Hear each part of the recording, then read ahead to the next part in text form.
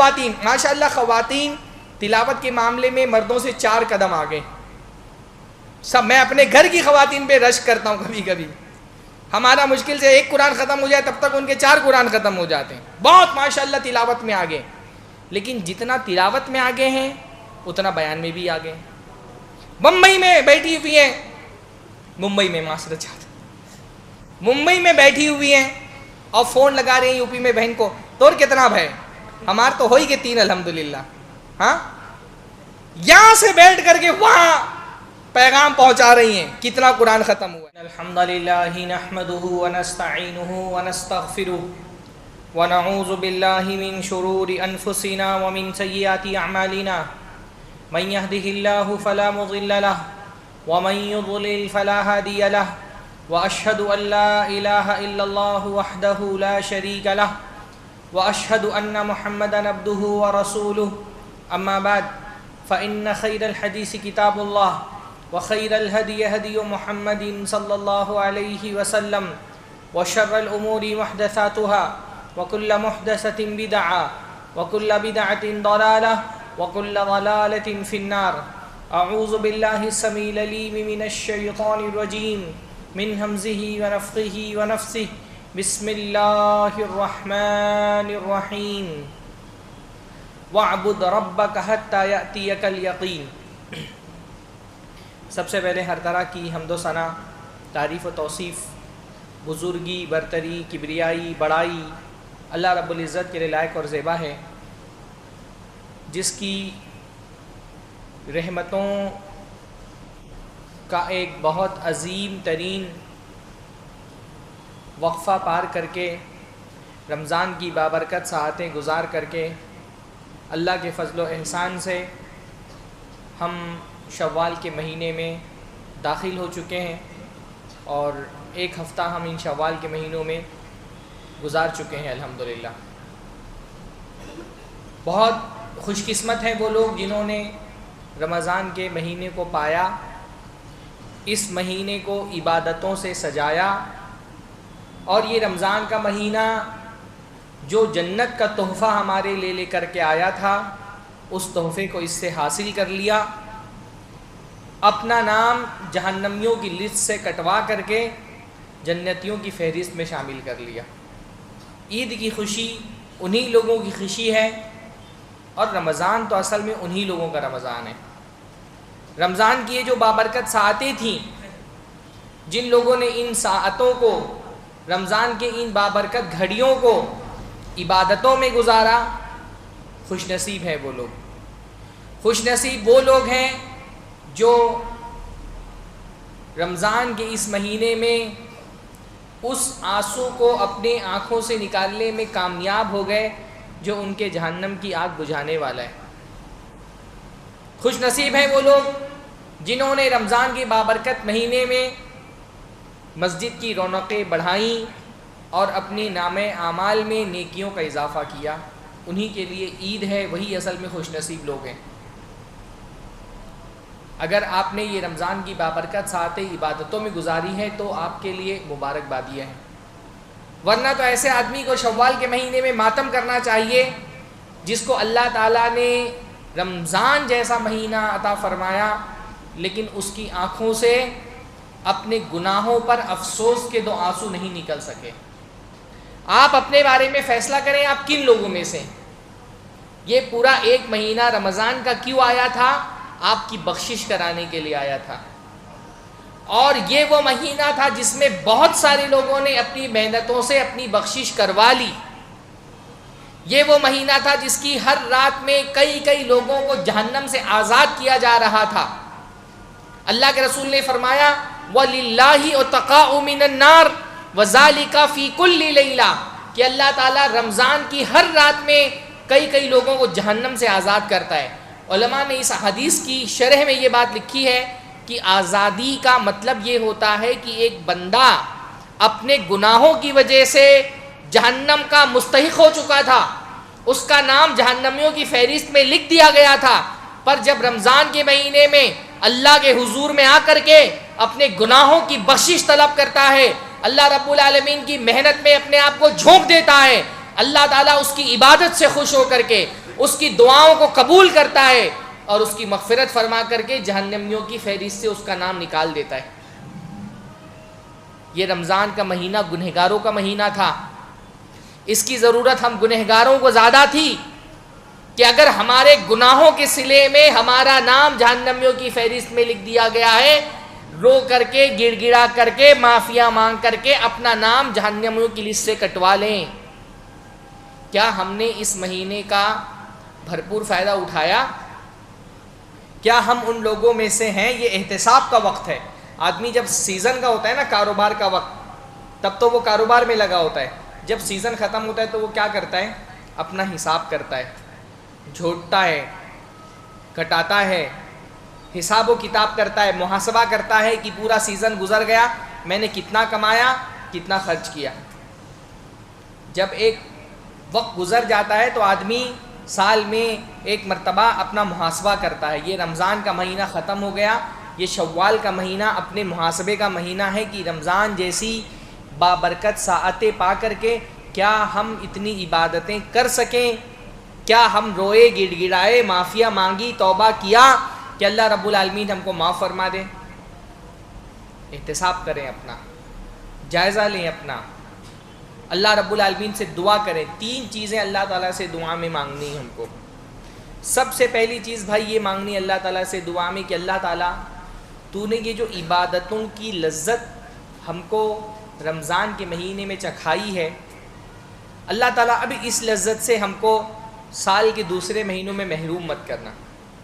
یہ جو ایک نیکی کی توفیق اللہ رب العالمین نے ہم کو رمضان کے بابرکت مہینے میں دی، اور ہر کسی کو ملی الحمدللہ۔ ایسا مسلمان بھی جو کبھی شاید سال بھر مسجد میں جھانکنے نہیں آتا ہو، جو جمعہ کے علاوہ کبھی مسجد کا رخ نہ کرتا ہو، اس نے بھی کچھ نہ کچھ محنت تو اللہ تعالیٰ کے لیے رمضان کے مہینے میں کی ہوتی ہے۔ اللہ سے دعا کرنی چاہیے کہ اللہ تعالیٰ یہ رمضان کی بابرکت ساعتیں جو تو نے عطا فرمائی تھی ہم کو، اور اس میں جو عبادتوں کی توفیق دی تھی، اللہ تعالیٰ اس توفیق کو رمضان کے بعد بھی باقی رکھ۔ یہ جو عبادتوں کا سلسلہ ہم نے رمضان میں شروع کیا تھا، اس کو رمضان کے بعد بھی جاری رکھنے کی اللہ تعالیٰ ہم کو توفیق نصیب فرما۔ یہ دعا کرنے 3 چیزیں اللہ تعالیٰ سے دعاؤں میں ہم کو مانگنی ہے۔ سب سے پہلے یہ مانگنی ہے نیکیوں کی توفیق، کیونکہ نیکی کی توفیق بھی اللہ تعالیٰ کی عنایت کے بغیر نہیں مل سکتی۔ ہم ایک سبحان اللہ بولنے کے لیے بھی اللہ تعالیٰ کی توفیق کے محتاج ہیں۔ اللہ توفیق دے گا تو ہم زبان سے سبحان اللہ بول لے جاتے ہیں، اللہ توفیق دیتا ہے تو الحمدللہ بول لے جاتے ہیں۔ ہم سورہ فاتحہ میں کیا پڑھتے ہیں؟ ایاک نعبد و ایاک نستعین، اللہ ہم تیری ہی عبادت کرتے ہیں اور تجھی سے مدد طلب کرتے ہیں۔ اہل علم نے اس آیت کی تفسیر میں لکھا کہ بھائی عبادت کے بعد مدد طلب کرنے والی بات کیوں آئی؟ کیونکہ بندہ اللہ سے کہتا ہے اللہ ہم تیری عبادت کرتے ہیں، پر تیری عبادت کرنے کے لیے بھی ہم تیری توفیق کے محتاج ہیں، تو تجھ سے مدد بھی طلب کرتے ہیں کہ اللہ تعالیٰ تو مدد کر کے ہم تیری عبادت کر سکیں۔ ہم اللہ کی عبادت کرنے کے لیے بھی اللہ تعالیٰ کی مدد کے محتاج ہیں۔ رمضان میں جو عبادتوں کی توفیق ملی، اللہ تعالیٰ کی عنایت سے ملی، اللہ تعالیٰ کے دینے سے ملی، اور اللہ ہی توفیق دے گا تو رمضان بعد بھی انشاءاللہ تعالیٰ اللہ کی عبادت کی توفیق ملے گی۔ اس لیے اللہ سے خوب عبادتوں کی توفیق طلب کریں۔ ہاں، اللہ کے نبی صلی اللہ علیہ وسلم اللہ تعالیٰ سے جو دعائیں مانگتے تھے، اس میں سے ایک دعا اللہ کے نبی کی ہوتی تھی کہ اللہ کے نبی ہم کو عبادتوں کی، ذکر کی، شکر کی توفیق عطا فرما۔ رسول اللہ بہت کثرت سے اللہ تعالیٰ سے عبادتوں کی توفیق مانگتے تھے۔ صرف رسول اللہ ہی نہیں، دیگر سارے انبیاء اللہ تعالیٰ سے دعاؤں میں توفیق مانگتے تھے کہ اللہ ہم کو تیری عبادت کی توفیق عطا فرما، مدد فرما ہماری کہ ہم تیری عبادت کر سکیں۔ کوئی دعا یاد ہے؟ ہاں، عبادت کی توفیق طلب کرنے کے لیے کوئی دعا یاد ہے کہ نہیں؟ یاد تو سب کو ہوگی، معنی نہیں پتہ ہوتا ہے نا، ہم کو معنی نہیں پتہ ہوتا ہے تو ہم وہ دعا مانگتے بھی ہیں، صبح شام مانگتے ہیں، لیکن معنی نہیں پتہ تو ہم کو معلوم نہیں کہ ہم یہ اللہ سے کیا مانگ رہے ہیں۔ کسی کو یاد ہے؟ کسی کو بھی نہیں پتہ ہے۔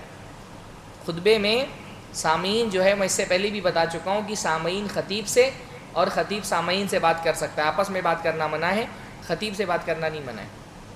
بہت مشہور دعا ہے، ابھی میں جب پڑھوں گا تو آپ کو یاد آ جائے گا کہ اچھا یہ دعا تو مجھے یاد ہے لیکن معنی نہیں پتہ ہے. ہم جیسے ہی تشہد میں ہوتے ہیں بعض لوگ اس کو سلام سے کے بعد پڑھتے ہیں، حالانکہ وہ سلام سے پہلے پڑھنے والی دعا ہے، تشہد کی دعا ہے. ربی اعنی علی ذکرک و شکرک و حسن عبادتک. سب کو یاد ہے الحمدللہ. معنی نہیں پتہ نا ہم طوطے کی طرح رٹ لیتے ہیں. بھائی دعا میں ہمارے نا اخلاص اسی لیے پیدا نہیں ہوتا ہے کیونکہ ہم نے طوطے کی طرح دعا رٹی ہوئی ہے اور اس کا معنی نہیں پتہ ہم کو، تو اس لیے وہ اخلاص جو آنا چاہیے وہ نہیں آتا، خشوع نہیں آتا. ربی اے میرے رب، اعنی میری مدد فرما. اعنی تعاون کہتے ہیں نا اردو میں، تعاون معاونت، اسی سے اعنی بنا ہے. ربی اعنی، اللہ اے میرے رب میری مدد فرما. کس بات پہ مدد؟ اللہ ذکری کا، تیرے ذکر کی مدد عطا فرما کہ میں تیرا ذکر کرنے والا بندہ بن جاؤں. وہ شکری کا، اور اللہ تعالیٰ تیرے شکر پر میری مدد عطا فرما کہ میں تیرا شکر کرنے والا بندہ بن جاؤں. وہ حسن عبادتک، اور تیری عبادت کے اندر بہتر طریقے سے میں تیری عبادت کر سکوں، تیری عبادت میں حسن آ جائے. حسن مطلب خوبصورتی، بہتر طریقے سے میں تیری عبادت کر سکوں. اللہ مجھے اس کی توفیق دے. بھائی رمضان اللہ تعالیٰ کی عبادتوں کا مہینہ ہے، لیکن صرف رمضان اللہ کی عبادت کا مہینہ نہیں ہے. اللہ صرف رمضان کا رب نہیں ہے، اللہ شوال کا بھی رب ہے نا. اللہ تعالیٰ نے ہم سے یہ نہیں کہا کہ رمضان میں عبادت کرو یہاں تک کہ عید آ جائے، ایسا کہا اللہ تعالیٰ نے نہیں نا. اللہ تعالیٰ نے کہا وَعْبُدْ رَبَّكَ حَتَّى يَأْتِيَكَ الْيَقِينُ، اپنے رب کی عبادت کرو یہاں تک کہ تمہارے پاس موت آ جائے. یقین کہتے ہیں موت کو، موت آنے تک اپنے رب کی عبادت کرو. ہم سے یہ نہیں کہا گیا عید آنے تک اپنی رب کی عبادت کرو. لیکن ہماری مسجدوں میں کیا صورتحال ہے؟ رمضان کا مہینہ جیسے ہی شروع ہوتا ہے ماشاءاللہ مصلیوں کی تعداد بڑھ جاتی ہے، مسجد سے باہر چٹائی بچھنے لگ رہی ہے. عشاء تو فرض ہے، تراویح تک میں جگہ نہیں ملتی ہے مسجد کے اندر. ایک شوق، ایک عبادت کا بلبلہ، ایک جوش، ایک جذبہ دکھائی دیتا ہے، اور یہ بہت اچھی بات ہے. میں اس پر عیب نہیں نکال رہا کہ آپ رمضان میں اللہ کی عبادت کیوں کرتے ہیں. بھائی رمضان تو ہے ہی ہے اللہ تعالیٰ کے احترام اور عبادت کا مہینہ. اصل سوال یہ پیدا ہوتا ہے یہ رمضان ختم ہوتے ہی اچانک ہماری مسجدوں سے مصلی کہاں غائب ہو جاتے ہیں؟ یہ فل اسٹاپ فوراً کیسے لگ جاتا ہے؟ بھائی اگر تھوڑا تھوڑا کر کے مصلی کم ہو تو بھی ایک سمجھ میں آنے والی بات ہے کہ بھئی کچھ لوگوں کو توفیق ملی عبادت کی، آہستہ آہستہ کر کے کم ہوئے. لیکن صورتحال یہ ہے کہ یہاں چاند کا اعلان نکلتا ہے، عشاء میں آ کر کے دیکھیں مسجد خالی. بالکل وہی صورتحال جو رمضان سے پہلے تھی. رمضان جیسے ایسا لگتا ہے میں 29ویں کا، آج اس سال 30 رمضان گزرے نا ہمارے، 29ویں کو میں دیکھ رہا تھا کہ بہت سارے لوگ اس انتظار میں تھے کہ چاند کا اعلان ہوتا ہے کہ نہیں ہوتا ہے. اگر چاند کا اعلان ہو گیا ہوتا 29ویں کو تو عشاء پڑھنے نہیں آتے، کیونکہ چاند کا اعلان نہیں ہوا. پتہ چلا کہ بھئی یہ رمضان اگلا بھی جاری ہے تو عشاء پڑھنے کے لیے آگے اللہ پر احسان کرتے ہوئے. تراویح بھی پڑھی ماشاءاللہ، اور جیسے 30ویں کا چاند نکلا پھر عشاء میں لوگ غائب. فجر میں تھوڑی بہت تعداد زیادہ تھی کیونکہ کچھ لوگ اس لیے آ جاتے ہیں کہ بھائی مسجد میں پہلے پہنچو ورنہ جگہ نہیں ملے گی، تو عید کی نماز پڑھنے کے لیے آ جاتے ہیں. ظہر میں کیا صورتحال ہوتی ہے؟ عید کے دن ظہر میں ہماری مسجدوں کی صورتحال کیا ہوتی ہے؟ تو کسی شاعر نے کہا ہے ظہر یک شوال کو مسجد میں تھے بس 4 لوگ، ایک جمن، ایک فقیرہ، ایک مؤذن، ایک امام. ہر مسجد کی یہی صورتحال ہے، ہماری مسجد کی بھی یہی صورتحال ہوگی. کیوں بھائی؟ اللہ تعالیٰ نے کیا رمضان ختم ہوتے ہی اپنی رحمت کے دروازے بند کر دیے؟ اپنی نعمتیں آپ پر اب نازل کرنا بند کر دیں؟ اللہ اب تم کو شوال میں سانس لینے کے لیے آکسیجن فراہم نہیں کر رہا؟ اللہ تعالیٰ نے تم کو صحت تندرستی نہیں دی؟ رمضان ختم ہوا تو کیا اللہ تعالیٰ نے تمہاری آنکھوں سے بینائی چھین لی، زبان سے گویائی چھین لی ہے، ہاتھ پیر سے طاقت قوت چھین لیا؟ اللہ نے رزق دینا بند کر دیا، اولاد چھین لی، بیوی چھین لی، مال و دولت چھین لیا؟ کیا اللہ نے اپنی نعمتیں چھین لی ہیں؟ اگر اللہ نے اپنی نعمتوں کے دروازے بند نہیں کیے تو ہم عبادتوں کے دروازے کیوں بند کر دیتے ہیں؟ یہ رمضان جاتے ہی بے دینی کی اتنی بدترین صورتحال پہ ہم واپس کیوں لوٹ جاتے ہیں؟ رمضان ختم ہوا ہے، اللہ تعالیٰ تھوڑی ختم ہوا ہے. ہاں، جب اللہ کے نبی صلی اللہ علیہ وسلم کی وفات ہوئی اور بہت سارے صحابہ پر جیسے غم کا پہاڑ ٹوٹ گیا. بعض صحابہ کی صورتحال تو یہ ہو گئی، تلوار نکال کے کہا جو کہے گا اللہ کے نبی کی وفات ہوئی اس کا سر گردن سے جدا کر دوں گا میں. بہت شدید غم تھا صحابہ پر. تو حضرت ابوبکر آئے، لوگوں کو جمع کیا اور فرمایا من کان یعبد منکم محمدا فإن محمدا قد مات. تم میں سے جو محمد صلی اللہ علیہ وسلم کی عبادت کرتا تھا وہ کان کھول کر کے سن لے، محمد صلی اللہ علیہ وسلم وفات پا گئے، قد مات، آپ کو موت آ گئی ہے. ومن کان یعبد اللہ فإن اللہ حی لا یموت. اور تم میں سے جو اللہ کی عبادت کرتا تھا وہ یہ جان لے کہ اللہ کو موت نہیں آتی، الحی ہے، وہ ہمیشہ زندہ رہنے والا ہے، اس کو کبھی موت نہیں آتی. این وہی بات ہم رمضان کے اس مہینے میں اپنے بھائیوں سے کہتے ہیں کہ میرے بھائیوں، آپ میں سے جو رمضان کے رب کی عبادت کرتا تھا، صرف کوئی ایسے رب کی عبادت کرتا جو صرف رمضان کا رب ہے، تب تو رمضان ختم ہو گیا. لیکن اگر تم میں سے تم اس رب کی عبادت کرتے تھے جو رمضان کا بھی رب ہے، شوال کا بھی رب ہے، ذوالقعدہ کا بھی رب ہے، ذوالحجہ کا بھی رب ہے، جو 12 مہینوں کا رب ہے، تو یہ جان لو کہ 12 مہینوں کے رب کو موت نہیں آئی، اس کو وفات نہیں ہوئی، وہ الحی ہے، القیوم ہے.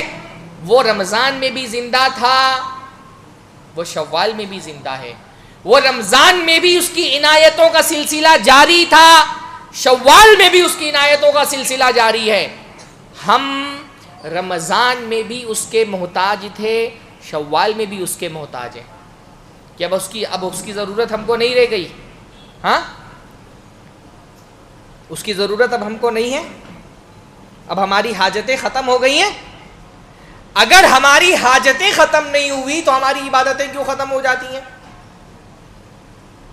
اگر آج بھی وہ غنی ہے، ہم فقیر ہیں، وہ خالق ہے، ہم مخلوق ہیں، وہ معبود ہے، ہم عابد ہیں، تو ہماری عبادتوں کا سلسلہ کیوں رک گیا؟ کیا سوچ کر کے آئے تھے آپ رمضان میں عبادت کرنے کے لیے؟ کیا نیت تھی آپ کی؟ کیوں روزے رکھے آپ نے اللہ تعالیٰ کے لیے؟ بھئی روزے رکھنے کا مقصد کیا بتایا گیا؟ کتب علیکم الصیام کما کتب علی الذین من قبلکم لعلکم تتقون. اللہ تعالیٰ نے تم پر روزے فرض کیے ہیں جیسے تم سے پہلے کے لوگوں پر فرض کیے تھے. کیوں فرض کیے؟ لعلکم تتقون، تاکہ تم متقی بن جاؤ. رمضان نفس کی تربیت کا ایک کورس ہے، 1 مہینے کا. رمضان 1 مہینے کا کورس ہے نفس کی تربیت کا. 1 مہینے کا پورا کورس کر لینے کے بعد آپ کے ہاتھ میں تقوی کا سرٹیفکیٹ ہونا چاہیے. اللہ نے کہا ہم نے روزے اس لیے رکھوائے تاکہ تم متقی بن جاؤ. اگر واقعتاً آپ نے رمضان کے روزوں کو اس کا حق دیا ہے تو پھر شوال کے مہینے میں وہ تقوی کی سند آپ کے ہاتھ میں ہونی چاہیے. وہ کیوں نہیں ہے؟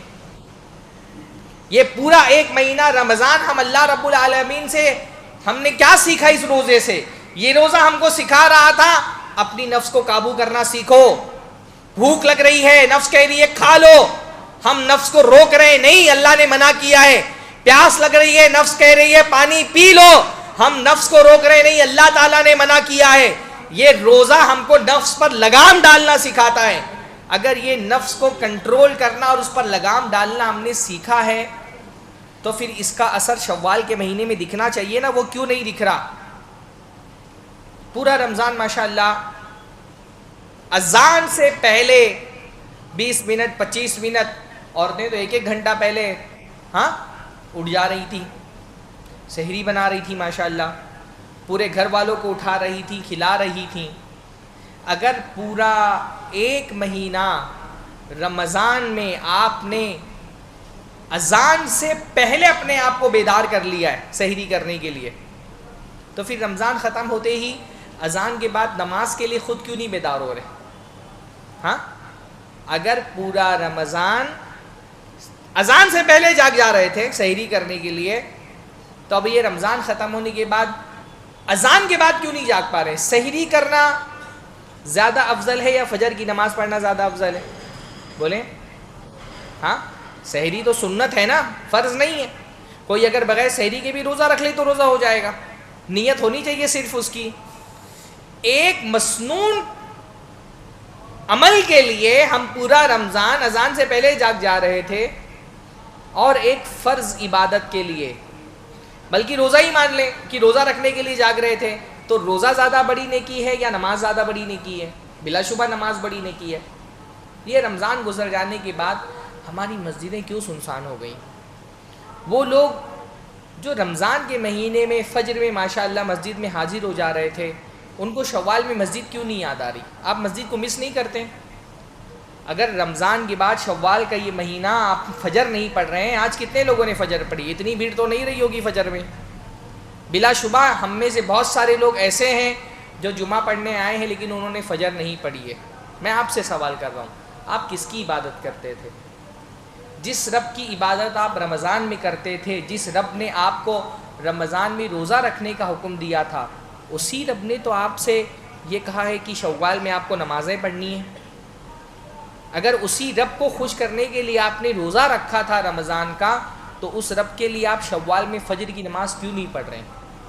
ہاں یا ایھا الانسان ما غرک بربک الکریم، اے انسان تجھ کو تیرے کریم رب سے کس نے غافل کر دیا ہے؟ تیرا کرم فرما نعمتیں عطا کرنے والا رب، اس کو چھوڑ کر کے تو کہاں بہکا جا رہا ہے؟ کس نے آپ کو غافل کر دیا ہے؟ کون آپ کو فجر کی نماز سے روک رہا ہے؟ اگر یہ نفس آپ کے اندر کی روک رہی ہے تو اس نفس کو تو آپ نے رمضان میں کنٹرول کرنا سیکھا ہے نا. اگر اس نفس کو بھوکا رکھنا سیکھا ہے، سکھایا ہے، اللہ تعالیٰ کے لیے بھوکا رہو، اللہ تعالیٰ کے لیے پیاسا رہو، تو اس نفس کو اللہ تعالیٰ کے لیے نیند مارنا کیوں نہیں سکھا پا رہے ہم؟ جس اللہ کے لیے کھانا پانی ترک کر دیا ہم نے رمضان میں، جو کہ ہماری زندگی کی بنیادی ضرورت ہے، فجر کے وقت اس کے لیے نیند کیوں نہیں قربان کر پا رہے ہم؟ اگر یہ اللہ تعالیٰ سے محبت کا رشتہ تھا تو پھر یہ رمضان بھر محبت اور رمضان ختم ہوتی ہی اللہ سے بے وفائی، یہ کیسی محبت ہے جو صرف ایک مہینے کے لیے جاگتی ہے، پھر اس کے بعد سو جاتی ہے، پھر اگلے رمضان میں جاگتی ہے؟ کیا اللہ تعالیٰ سے ایسی بے وفائی ہم کو زیب دیتی ہے؟ اور کیا ایسے بے وفاؤں کے لیے اللہ تعالیٰ نے جنت رکھی ہے؟ یہ اللہ تعالیٰ سے بے وفائی ہے کہ نہیں ہے؟ یہ اللہ سے غداری ہے، غداری. ہم غدار ہیں اللہ تعالیٰ کے ساتھ میں. رمضان بھر اگر عبادتیں کر لی اور رمضان ختم ہوتے ہی اللہ سے منہ موڑ لیا، یہ اللہ تعالیٰ سے غداری ہے. اس غداری سے توبہ کریں جمعہ کی اس مبارک لمحات میں، کہ اللہ تعالیٰ ہم کو توفیق دے کہ جو عبادتوں کی لذت تو نے دی ہم کو رمضان میں، اس لذت کو آگے بھی زندگی میں باقی رکھیں. توفیق طلب کریں اللہ سے. میں نے کہا نا کہ انبیاء کرام اللہ سے دعائیں مانگتے ہیں. حضرت ابراہیم علیہ السلام دعا مانگ رہے ہیں، رب اجعلنی مقیم الصلاۃ ومن ذریتی، اللہ تعالیٰ مجھے نماز کا پابند بنا دے اور میری نسلوں کو، میری آنے والی نسل کو بھی نماز کا پابند بنا. توفیق مانگو میرے بھائیو اللہ سے. اور کیا بول سکتا ہوں میں کہ جمعہ پڑھنے کے لیے آئے ہو، اللہ سے توفیق مانگو کہ اللہ تعالیٰ تو نے رمضان میں ہم کو عبادتوں کی توفیق دی، ہم نے تراویح پڑھی، ہم نے بہت صدقات و خیرات کیے، اذکار کیے، قرآن کی تلاوت کی. اللہ تعالیٰ کم از کم رمضان کے بعد فرائض کی پابندی کی توفیق دے دے کہ فرائض کی پابندی اچھے سے کر لے جائیں. واللہ یہی غنیمت ہے بہت بڑی. اور اگر فرائض کی پابندی ہو رہی ہے تو اللہ تعالیٰ نوافل کی پابندی کی توفیق دے. مزید اب دنیا میں ہم کتنے چالاک ہیں، کتنا ہم اپنے کاروبار میں امپرومنٹ کے لیے کتنی فکر کرتے ہیں. جو آدمی 10,000 کما رہا ہے وہ 20,000 کے فراق میں لگا ہے، جو 10 لاکھ کما رہا ہے وہ 20 لاکھ کمانا چاہتا ہے، جس کے بعد 10 کروڑ ہے وہ 20 کروڑ بنانا چاہتا ہے. دنیا میں ہم کو زیادہ سے زیادہ چاہیے، اور آخرت کے معاملے میں جتنا کر رہے ہیں بہت ہے، جمعہ پڑھ رہے ہیں یہی بہت ہے. حالانکہ دنیا میں بندے کو قناعت کرنی چاہیے اور آخرت کے معاملے میں خود کو بڑھانے کی کوشش کرنا چاہیے. وَفِي ذَلِكَ فَلْيَتَنَافَسِ الْمُتَنَافِسُونَ، اللہ نے فرمایا یہ وہ چیز ہے آخرت، یہ وہ چیز ہے جنت جس میں مقابلہ کرنے والوں کو مقابلہ کرنا چاہیے. تو پہلی دعا اللہ تعالیٰ سے کیا مانگنی ہے کہ اللہ تعالیٰ رمضان کی یہ ساعتیں ختم ہو چکی، تو نے اس میں ہم کو عبادتوں کی توفیق دی، اللہ تعالی رحمت سے ہم یہ چاہتے ہیں کہ ان عبادتوں پر استقامت عطا کرنے کی ہم کو توفیق نصیب فرما، کہ ہم اس پر استقامت کے ساتھ رمضان کے بعد بھی تیری عبادت کے کام کرتے رہیں، تیری اطاعت کے راستے پر چلتے رہیں۔ دوسری دعا اللہ تعالیٰ سے شوال کے مہینے میں بکثرت یہ مانگنی ہے کہ اللہ تعالیٰ رمضان میں جو بھی محنتیں ہم نے کی ہیں، اللہ تعالیٰ ان محنتوں کو اپنی رحمت سے قبول فرما لے۔ بندہ نیکی کر کے بے فکر نہیں ہو جاتا کہ میں نے تو، پہلی بات تو یہ کہ ایمان والا بندہ وہ ہمیشہ اپنے گناہوں کو بڑا اور اپنی نیکیوں کو چھوٹا سمجھتا ہے۔ مومن بندہ جو ہوتا ہے نا، اس سے چھوٹا سا بھی گناہ ہو جائے نا، اس کو بہت بڑا لگتا ہے۔ اللہ کے نبی صلی اللہ علیہ وسلم نے فرمایا ان المؤمن یرا ذنوبہ، ایمان والا بندہ اپنے گناہوں کو ایسے دیکھتا ہے کأنہ جالس تحت اصل الجبال، گویا کہ وہ کسی پہاڑ کے جڑ میں بیٹھا ہوا ہے۔ اگر اس سے کوئی گناہ سرزد ہو جائے نا، تو ایمان والا بندہ اپنے گناہ کو ایسا لگتا ہے نا، اس کو میرے گناہ پہاڑ کی طرح ہے اور میں اس پہاڑ کے نیچے بیٹھا ہوں اور یہ پہاڑ کبھی بھی مجھ پر گر سکتا ہے۔ اس کو اپنا گناہ بڑا لگتا ہے، چھوٹے سے چھوٹے گناہ کو بھی بڑا سمجھتا ہے وہ، اور اپنی نیکیوں کو ایمان والا بندہ بہت حقیر سمجھتا ہے۔ وہ کبھی بھی اس گھمنڈ میں مبتلا نہیں رہتا کہ بھائی بہت کر لیا اس سال تو، ہاں بہت عبادت کر لی، نہیں، کتنی بھی عبادت کر لے اس کا احساس کیا ہوتا ہے، مجھ سے اللہ کی عبادتوں کا حق ادا نہیں ہو سکتا۔ اس لیے بندہ جو نیک آدمی ہوتا ہے نا، وہ صرف گناہ کر کے معافی نہیں مانگتا، وہ نیکی کر کے بھی معافی مانگتا ہے۔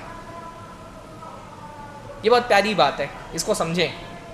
ایمان والا بندہ صرف نیکی کر کے اللہ تعالیٰ سے معافی، صرف گناہ کر کے اللہ سے معافی نہیں مانگتا، وہ نیکیاں کر کے بھی اللہ سے معافی مانگتا ہے، کیونکہ نیکی کرنے کے بعد بھی اس کو احساس ہوتا ہے کہ مجھ سے نیکی کا حق ادا نہیں ہو پایا۔ دیکھیے آپ نماز پڑھتے ہیں نا، سلام پھیرتے ہی آپ کیا کہتے ہیں؟ اللہ اکبر، اللہ اکبر، استغفر اللہ، اللہ سب سے بڑا ہے، اللہ سب سے بڑا ہے، اللہ میں تجھ سے مغفرت طلب کرتا ہوں، معافی مانگتا ہوں۔ کیوں معافی مانگ رہے ہیں بھائی؟ نماز پڑھی ہے، کوئی گناہ کا کام تھوڑی کیا ہے، نماز پڑھ کے معافی مانگ رہا ہے۔ اللہ نے حج کے بارے میں فرمایا ثم افیضوا من حیث افاض الناس واستغفروا اللہ، جہاں سے لوگ لوٹ رہے ہیں وہاں سے لوٹو اور پھر حج ختم کرنے کے بعد کیا کرو؟ اللہ سے معافی مانگو۔ مومن بندہ نیکی کر کے بھی اللہ سے معافی مانگتا ہے، کیوں؟ کیونکہ اس کو جب وہ عبادت سے فارغ ہوتا ہے اس کو لگتا ہے یہ تو کچھ نہیں ہے۔ ہم اپنی نماز کو دیکھیں اور اللہ کی عظمت کا احساس کریں۔ ہماری نماز اللہ تعالیٰ کی تعظیم کا، اللہ کے شکر کا، اللہ کی کبریائی اور بڑائی کے بیان کا حق ادا نہیں کر سکتی۔ بندہ بار بار عبادت کرنے کے بعد بندے کو یہ احساس رہتا ہے نہیں، اللہ اتنا عظیم ہے، میں وہ نماز نہیں پڑھ سکا جو اللہ کی تعظیم کا حق ادا کر سکے، اللہ کی نعمتیں اتنی ساری ہیں، میں وہ عبادت نہیں کر سکا، وہ سجدے نہیں کر سکا جس سے اللہ کے شکر کا حق ادا ہو سکے۔ تو بندہ اللہ سے کہتا ہے اللہ تعالیٰ یہی ٹوٹی پھوٹی نماز تیرے لیے پڑھ سکا، استغفر اللہ، اللہ معاف فرما دینا، مجھ سے تیری عبادت کا حق ادا نہیں ہو سکا۔ اور ہم سے کیا بھائی، دنیا میں کسی سے بھی اللہ کی عبادت کا حق ادا ہو سکتا نہیں ہو سکتا۔ اللہ کے رسول نے فرمایا آسمان فرشتوں سے بھرا ہوا ہے، ان کے بوجھ سے چرچرا رہا ہے۔ چرچرانا سمجھتے ہیں نا یو پی والے، ہاں، جب کھٹیے پر چارپائی پر بہت زیادہ لوگ بیٹھ جاتے ہیں تو اس سے چرچراہٹ کی آواز آتی ہے نا، یہ آسمان اتنے زیادہ فرشتوں سے بھرا ہوا ہے کہ ان کے بوجھ سے آسمان چرچرا رہا ہے۔ اور یہ فرشتے کیا کر رہے ہیں آسمان پر؟ کوئی قیام میں ہے، کوئی رکوع میں ہے، کوئی سجدے میں ہے، اللہ کی تسبیح کر رہے ہیں، اللہ کی کبریائی کر رہے ہیں، اللہ رب العالمین کی حمد بیان کر رہے ہیں۔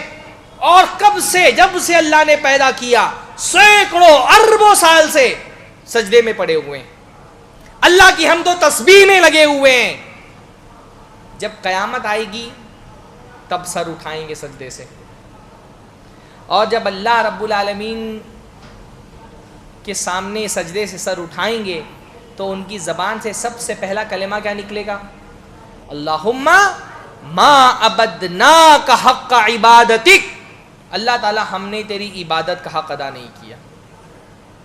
فرشتے جو کروڑوں اربوں سال سے سجدے میں پڑے نا، وہ بھی سر اٹھائیں گے تو کہیں گے اللہم ما عبدناک حق عبادتک، اللہ ہم نے تیری عبادت کا حق ادا نہیں کیا۔ ہم تو 30 روزے سمجھ کے رکھ کے سمجھ رہے ہیں کہ ہم نے بہت بڑا تیر مار دیا ہے۔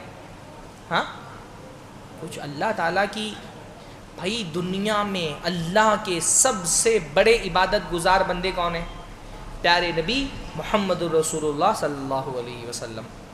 حضرت عائشہ فرماتی ہیں ایک رات میں نے ٹٹولا کہ اللہ کے نبی صلی اللہ علیہ وسلم میرے بستر سے غائب ہیں، ہاتھ بڑھایا تو دیکھا رسول اللہ نماز میں سجدے کی حالت میں ہیں، آپ کے پیر کھڑے ہوئے اور آپ اللہ تعالیٰ سے رات کی تنہائی میں، جب اللہ کے بندے اور اللہ کے بیچ میں کوئی نہیں ہے، اللہ کے نبی اپنے رب سے ہم کلام ہیں، سجدے کی حالت میں، اور کیا کہہ رہے ہیں اپنے رب سے؟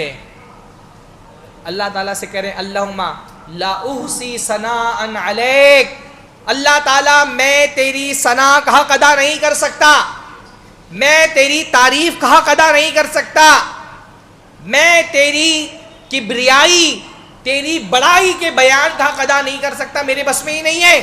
انت کما اثنیت علی نفسک، میرے بس میں تیری تعریف کرنی نہیں، جیسا تو نے خود اپنی تعریف کی تو ویسا ہی ہے، تو ویسا ہے جیسا تو نے اپنی تعریف کی، میرے بس میں نہیں کہ میں تیری تعریف کا حق ادا کر سکوں۔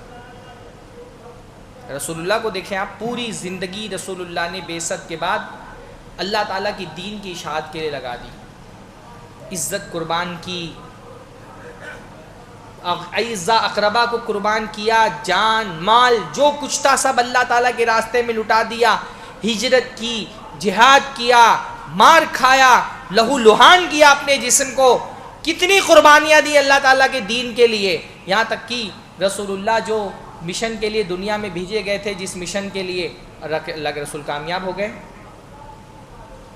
مکہ فتح ہو گیا، عرب پر لا الہ الا اللہ کا پرچم لہرانے لگا، اللہ تعالیٰ نے فتح و نصرت سے نواز دیا، لوگ فوج در فوج اللہ کے رسول صلی اللہ علیہ وسلم کے ہاتھ پر آ کر کے اسلام قبول کرنے لگے، پورے کے پورے قبیلے آ کر کے اسلام کی چھایا میں داخل ہو رہے ہیں۔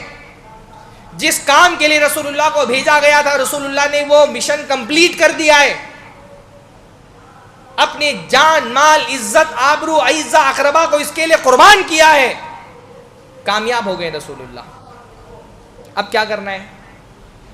اذا جاء نصر اللہ والفتح ورأیت الناس يدخلون فی دین اللہ افواجا، جب اللہ تعالیٰ کی نصرت اور فتح آ جائے اور آپ دیکھیں کہ لوگ فوج در فوج اسلام میں داخل ہو رہے ہیں، اب کیا کرنا ہے آپ کو؟ اپنی کامیابی کا جشن منانا ہے، اس پہ گھمنڈ اور تکبر کرنا ہے، اپنے آپ کو کچھ بڑا سمجھ لینا ہے؟ نہیں، فسبح بحمد ربک واستغفر، اپنے رب کی تسبیح اور حمد بیان کریں اور اللہ سے معافیہ مانگیں، رسول اللہ سے۔ آپ اپنی کامیابی کے شکھر پر ہیں، آپ اپنی کامیابی کے معراج پر ہیں، اس شکھر پر پہنچنے کے بعد رسول اللہ سے کیا کہا جا رہا ہے؟ واستغفر، اللہ سے معافیہ مانگے۔ عبادتوں کے بعد استغفار ہے، معافیہ ہے، اللہ سے مانگنی ہے۔ ہاں، اللہ تعالیٰ یہ بہت ٹوٹی پھوٹی عبادتیں، یہ ہمارے روزے، یہ ہماری نماز، یہ کچھ نہیں ہے، ان کی کوئی حیثیت نہیں ہے اللہ تعالیٰ، لیکن تیری رحمت ہے، تو قبول کر لے تو ان کی حیثیت بڑھ جائے گی۔ اللہ تعالیٰ سے کیا، اللہ کی ہماری نمازیں واللہ انصاف کے ساتھ اگر ہم کو ہماری 2 رکعت دے دی جائے اور اللہ تعالیٰ کا اس کو 100 میں سے کچھ نمبر دو، ہم 10 نمبر دیتے ہوئے بھی اپنی نمازوں کو شرمائیں گے۔ کیا ہے ہماری نماز؟ ہاں کیا ہے؟ کچھ نہیں، بس اللہ تعالیٰ کی رحمت سے امید ہے کہ اللہ تعالیٰ یہ ٹوٹے پھوٹے سجدے، یہ بغیر خشوع والی نماز، اس کی اگر کوئی خاصیت ہے تو یہ ہے کہ یہ صرف تیرے لیے پڑھی ہے، بس ان سجدوں کی کوئی حیثیت نہیں ہے، پر اللہ تعالیٰ ایک بات ہے کہ یہ بغیر خشوع والا سجدہ بھی کیا تو صرف تیرے لیے کیا، الحمدللہ۔ یہ بغیر خشوع والا سجدہ بھی سر کٹ جائے لیکن انشاءاللہ تیرے علاوہ کسی اور کے سامنے نہیں کریں گے۔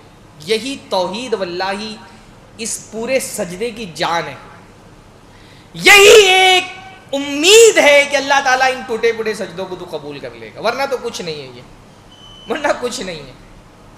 پتہ نہیں ہمارا ذہن، ہمارا دل، ہمارا دماغ ان سجدوں میں کہاں پر ہوتا ہے، ان کی کوئی حیثیت نہیں ہے، پر اللہ تعالیٰ بس اتنی سی بات ہے، تیری رحمت سے بس اس لیے امید ہے کہ اللہ تعالیٰ ہم تیرے موحد بندے یہ بغیر خشوع والا سجدہ بھی انشاءاللہ تعالیٰ تیرے علاوہ کسی کے سامنے نہیں کریں گے۔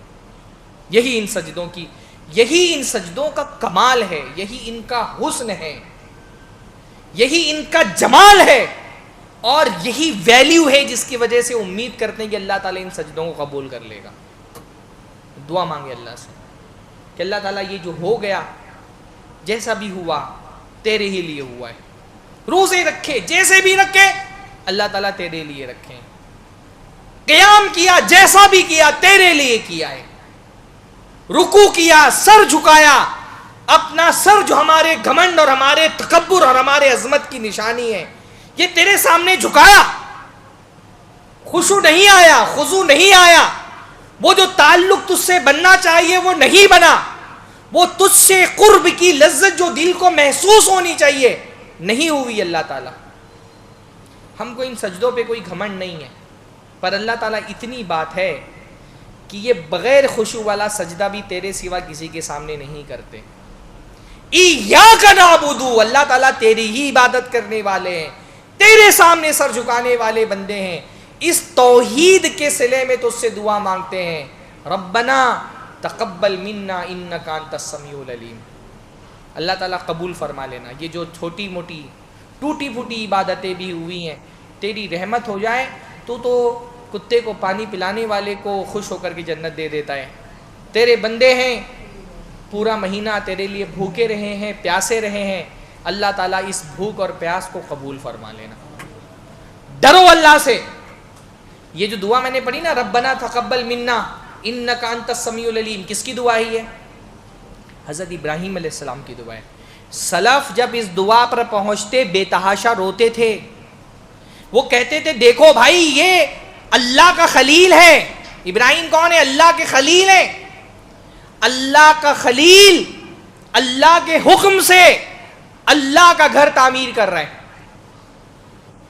ابراہیم اللہ کے خلیل، ابراہیم خلیل اللہ سے اللہ نے کہا طہر بیتی للطائفین والعاکفین والرکع السجود، میرا گھر صاف کرو طواف کرنے والوں کے لیے، اعتکاف کرنے والوں کے لیے، رکوع سجدہ کرنے والوں کے لیے۔ ابراہیم علیہ السلام نے اللہ کے حکم سے اپنے بیٹے اسماعیل سے مل کر کے اللہ کا گھر بنایا۔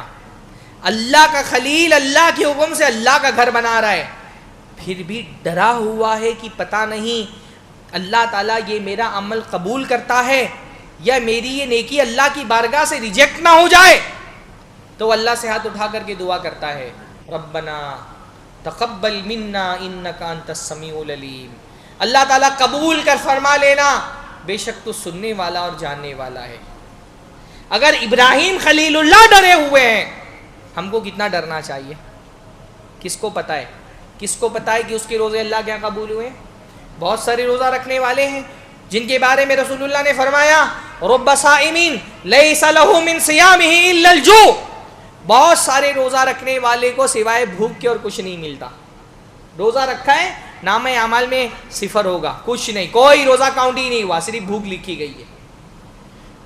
ورب قائمین، بہت سارے قیام کرنے والے راتوں کو، ان کو ان کے قیام کے بدلے میں لیس لہ من قیامہ الا السار، صرف رد جگہ لکھ دیا جاتا ہے، رات میں جاگا، کچھ نہیں، اس کا کوئی ثواب ہی نہیں اس کو ملتا ہے۔ اللہ ہم کو ایسے محروموں میں شامل نہیں کرنا۔ دعا کریں اللہ تعالیٰ سے۔ پہلا چیز کیا؟ اللہ سے عبادت کی توفیق مانگنی ہے۔ دوسرا کیا؟ قبولیت کی دعا کرنی ہے۔ تیسرا کیا؟ قبول ہونے کے بعد اللہ تعالیٰ ان عبادتوں کی حفاظت کی توفیق ہم کو عطا فرمائے۔ بعض مرتبہ عبادتیں قبول ہو جاتی ہیں، شیطان پہلے کوشش کرتا ہے عبادت کرنے ہی مت دو، کرتے وقت سوچتا ہے کچھ ایسا کرا دو کہ عبادت قبول ہی نہ ہو، نہیں کر پایا، تیسرا کام شیطان کیا کرتا ہے؟ کچھ ایسا کراؤ کہ قبول ہوئی عبادتیں ضائع ہو جائیں، اس لیے ان عبادتوں کو ضائع ہونے سے بچانا بھی ضروری ہے۔ اللہ سے دعا مانگو کہ اللہ تعالی ہماری عبادتیں جو قبول ہو گئی ہیں ان کی حفاظت کرنے کی بھی ہم کو توفیق عطا فرما۔ آدمی پیسہ کمانے کے بعد فکر میں رہتا ہے نا کہ یہ پیسہ ضائع نہ ہو، ایسی عبادتیں بھی ضائع ہو جاتی ہیں۔ بہت سارے لوگ ماشاءاللہ رمضان میں خوب عبادتیں کی، کس کے لیے کی بھائی؟ اللہ کے لیے کی نا، ہاں۔ پھر عید کے دن دوستوں کے بیچ بیٹھے شیر خورما کھاتے ہوئے، الحمدللہ بھائی یہ رمضان تو بہت اچھا گیا، ارے بھائی 5 قرآن ختم کیا یہ رمضان میں، ہاں۔ کس کے لیے ختم کیا تھا؟ اللہ کے لیے ختم کیا تھا نا۔ کس کے لیے پڑھ رہے تھے قرآن؟ اللہ کے لیے نا۔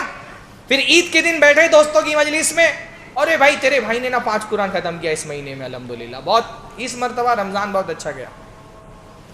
ایک تراویح تیرے بھائی کی نہیں چھوٹی ہے رمضان میں، الحمدللہ۔ کس کے لیے نہیں چھوٹی بھائی؟ کس کے لیے پڑھ رہے تھے تراویح؟ اللہ کے لیے پڑھ رہے تھے نا، ہاں۔